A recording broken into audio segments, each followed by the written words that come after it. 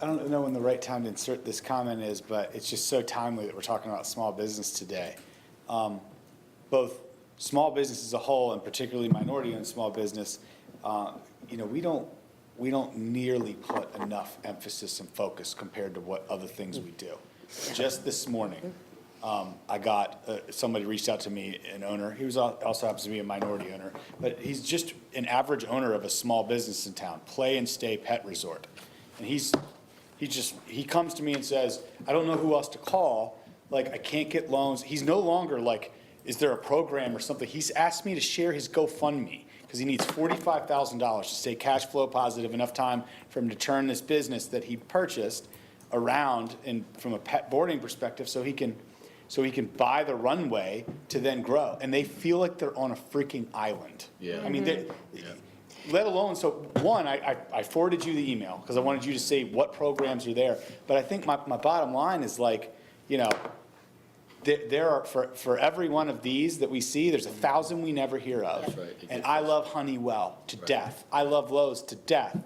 But think about how much time we spend on them from folk, I mean, the podcast stuff and all, of the jobs. all that stuff there. We heard from Keith Ludeman, bringing him back up last time he was here, of the stats of just in looking at those numbers we've been tracking since 2012. Like, what was it, 13,000 new jobs were created in 2018 alone from what we consider these exact small businesses. So my point to you, other than just is really bothering me, and they're not even asking what the programs are, they're just saying share a GoFundMe at this point to help me. I think that the answer, again, lies in more programming like this. But my ask to you guys would be, right now it's done with 100 people all around the city and in the private sector shooting BB guns around, if it's done at all. We need one group to own this with a bazooka and absolutely blow it up.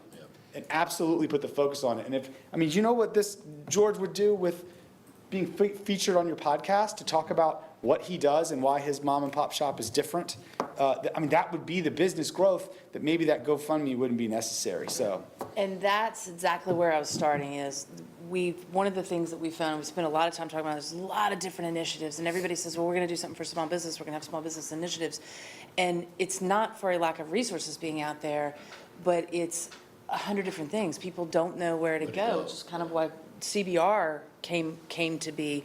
But beyond just that, we've got for the community, them to know that there's one main resource that can convene and then go out. We're not trying to solve all the problems for small businesses. We're just trying to be a resource that says you need to go talk to this entity or this entity and really understand what the ecosystem is. We've had this similar conversation around talent development. Everybody wants to be in the talent development space, but yet at the end of it, and Fran can tell you, a site selector will say, we still don't understand what Charlotte has to offer around talent development and things like that, because we haven't cohesively come together to be able to tell that story of all the different initiatives. And that's exactly what we want to do. Completely aligned. My only point, that's exactly where I'm going. My only point is there is urgency around this. There feels like there's urgency with everything, and many things there are. Every month, we're going to lose another dozen businesses that we've never heard of just like that, unless we really kind of, and some of them are going to go away. That's fine, we understand it. But some of them, with a little bit of help, with a little bit of promotion, with our platform, things like that, their entire lives could change.